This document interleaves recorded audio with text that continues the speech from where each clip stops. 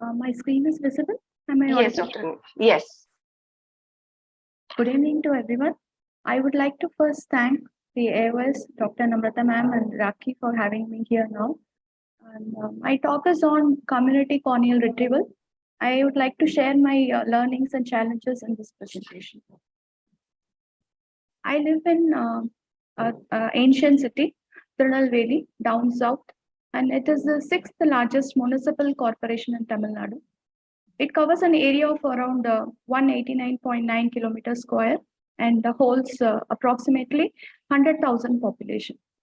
It consists of around 204 village panchayat and the literacy rate is around 81.49%. The major occupation of our city is agriculture, BD and cement factories, wind power generations. So we see patients with high number of corneal ulcers and chemical injuries, obviously, and the need for corneal transplantation is also high in our city. The Rotary Aravind Eye Bank was started in 2004 in Tirunelveli, and initially we received 22 donor tissues from private volunteers. There were barriers existed for corneal retrieval, which we identified prominently. A few things were the lack of awareness, lack of the trust that whether the donated eyes were used or it is thrown away, and the myths and misbeliefs that existed in the community and the fear of disfigurement. So we started identifying some voluntary organizations who were interested in eye donation team, and the Lions Club of Sivakasi and Pavachatra, and the Rotary Clubs Tirunelveli and Palangote, and 3 to 4 volunteers from the private stakeholders. They agreed to be to promote eye donation with some dedication and so much of interest. So we selected them and we decided to work with them. So apart from the routine meetings and public awareness programs, this eye donation fortnight celebrations, they helped us a lot in gathering these voluntary organization people and the public and the NGOs, and for spreading the scientific knowledge on eye donation and the recipients' experiences and their success stories that are shared by their word of mouth, and the honoring of the donor families during the meetings definitely made a change in promoting the awareness among our community. So now in 5 years, the awareness was created and the trust that the public, they understood that the donors, the corneas were not being thrown away. It has been wisely used. But the attitude for eye donation was not up to the expected levels. Pledging occurred, but no actual donation.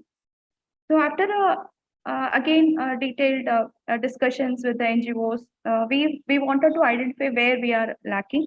That lacking areas we identified was we need to strengthen the death notification system. So the Lions Club, they came up with a model which was very successful. Like they started spreading awareness among the ambulance drivers of the freezer boxes, and then kept flex and information boards in the crematorium. And they created awareness among the schools and colleges, encouraged them on immediate death notification through the WhatsApp. And after the enucleation, the thank you posters to the deceased family members were stuck immediately all around the house, and this created a lot of local awareness around that area. And together, we also created some religious model. That is, we created awareness in the churches and religious leaders, which made a great change. And the voluntary grief counseling was offered by them, and discussions about eye donation in the religious rituals was also done. So this actually broke the misbeliefs and the myths to some extent in the community. So after 10 years, there was a slow growth in the eye bank statistics of Rotary Aravind Eye Bank, but the challenges continued. As a surgeon, we could not maintain a constant and continuous rapport with these NGOs and the Lions Club people. So we appointed a dedicated person and formed a WhatsApp group to discuss the issues and to maintain a constant rapport with them. Then we also had issues like delay in reaching the deceased family. like the area, because a few occasions the roads were not very good for transportation, and few occasions we had to reach more than 50 kilometers distance. So we had overcome this problem by training the local doctors. They were who were interested in social activities, and they were interested in doing enucleation. And those doctors, they helped us a lot, and training of the volunteers also themselves, they also helped us a lot, and training of the nursing staffs who were interested in social activities only were trained for this purpose. So after this, we also had some other issue, like massive subconjunctival bleeding was present in patients with anticoagulants. So these trained nursing staffs, they were not able to control all this. So we had to support them with our team again. So then we planned for a wet lab training programs on cornea scleral in situ excision, which was conducted with the eyeballs at our hospital. And this training definitely made immense change in their acceptance, and then they motivated these volunteers also to go without any any issues, to go and do enucleation by themselves. Next 5 years, there was a slow, but there was a steady race in the corneal retrieval amidst the COVID era. But still, the problem was the utility was less, as everyone was discussing about this. And that was due to the high life expectancy, and the age of the donor eyes were more than 70 years in our city, and that was not suitable for transplantation. So from the beginning, like 2004, with the primary stakeholders and then voluntary organizations now, with the immense support from the site life, we could step into the hospital corneal retrieval program. So we signed MOU with two hospitals, nearby hospitals around 50 kilometers, Thuthukudi Medical College, and it started with in September 2019.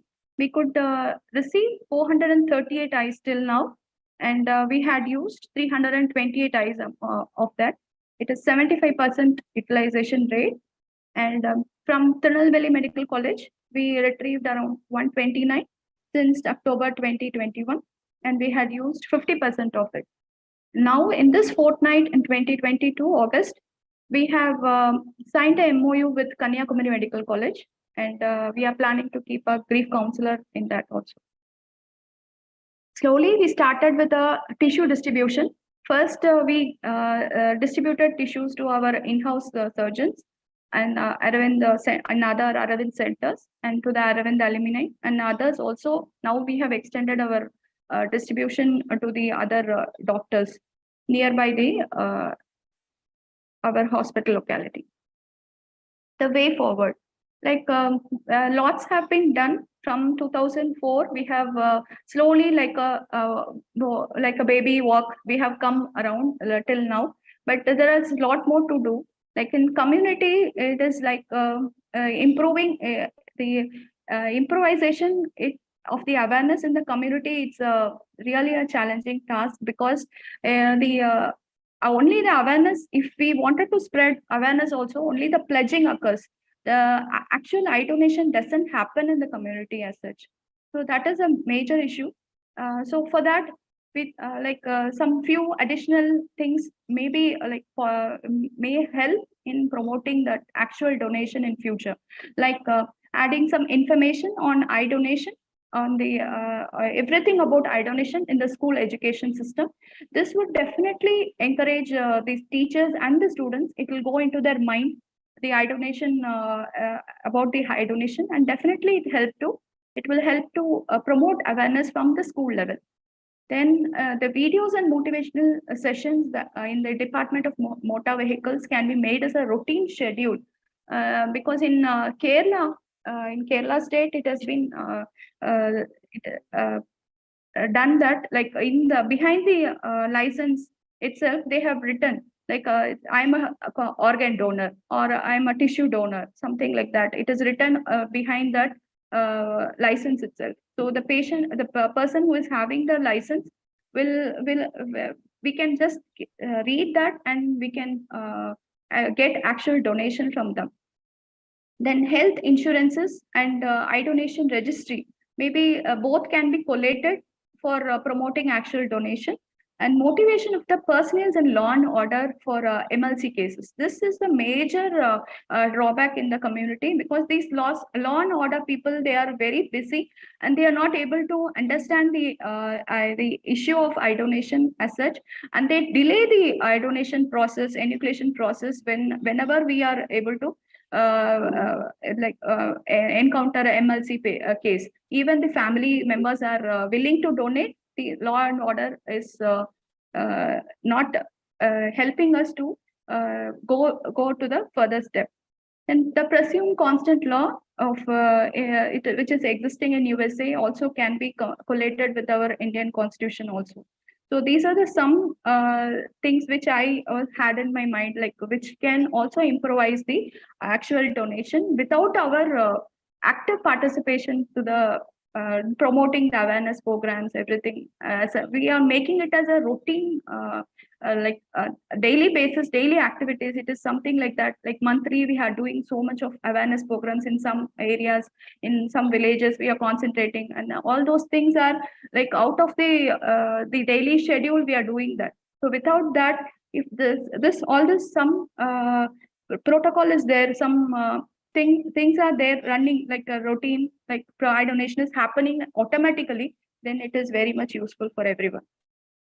Thank you. Thank once again the AOS and Dr. Namrata ma'am for the opportunity.